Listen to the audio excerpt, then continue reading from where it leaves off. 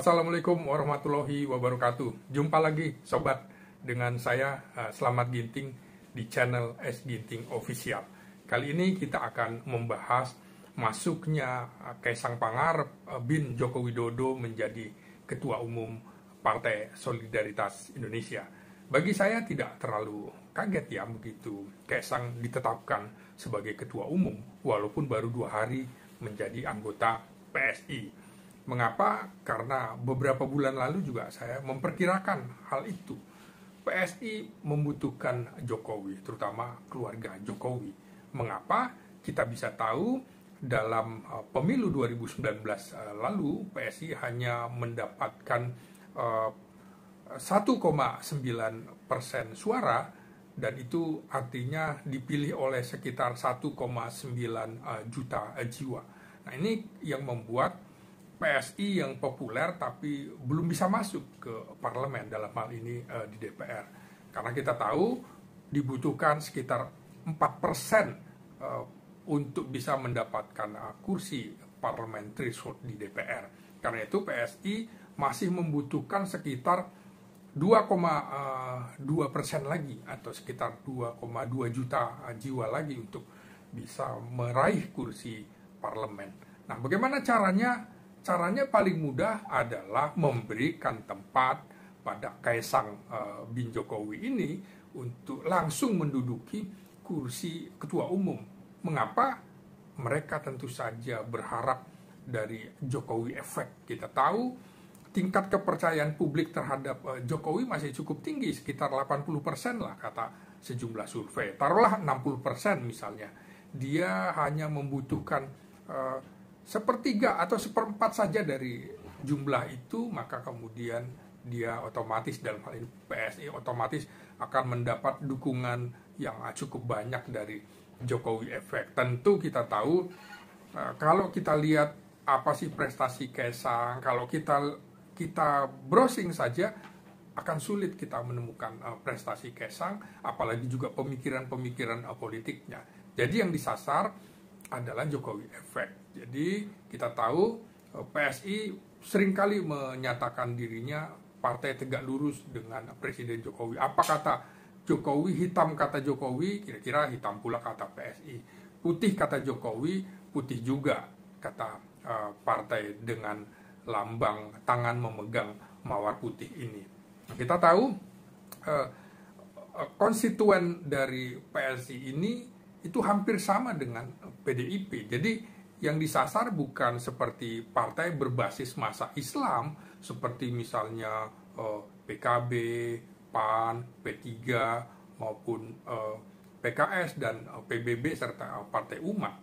Jadi yang disasar adalah yang beririsan dengan PDIP. Karena itu PDIP akan tergerus suaranya, persaingan di antara mereka. Padahal kita tahu bahwa Jokowi adalah kader dari PDIP, artinya orang yang diusung oleh PDIP.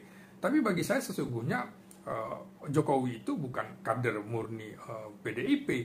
Dia adalah pengusaha yang butuh perahu untuk bisa maju dalam kancah pilkada.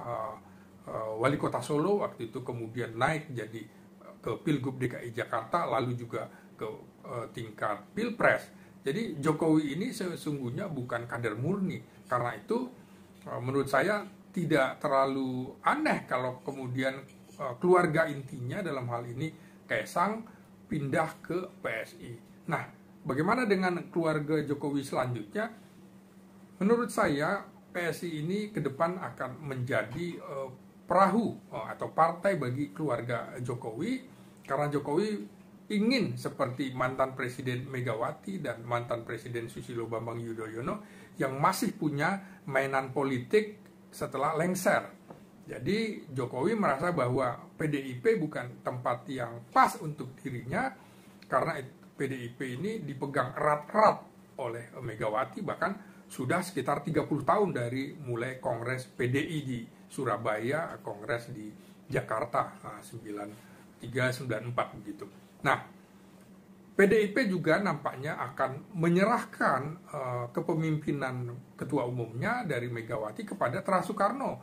Dalam hal ini Puan Maharani serta Muhammad Prananda Prabowo atau yang biasa dipanggil Nanan. Jadi mesti dipegang oleh keluarga atau Tra Soekarno. Maka Jokowi merasa bahwa peluangnya nyaris tidak ada kalau di PDIP.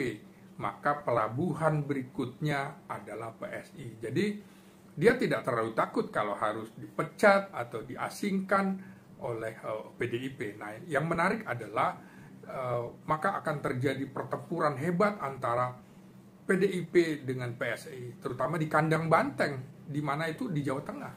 Kaisang berasal dari Solo, maka kemungkinan akan ada pertarungan besar-besaran di antara PDIP dengan PSI di kandang merah yang identik dengan PDIP. Jadi itulah pertarungan menarik yang akan kita saksikan. Lalu apakah PSI akan berhasil meraup suara 4% sesuai parlemen threshold? Kita saksikan saja hasil pemilu nanti.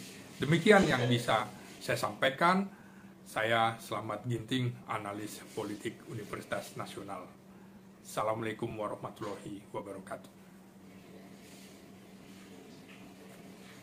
Je suis comme ça dans la vie, je renie jusqu'à mon sang et je ne sens plus qui je suis, il n'y a plus d'innocent. J'aimerais dire que je sais ma route et que je ne doute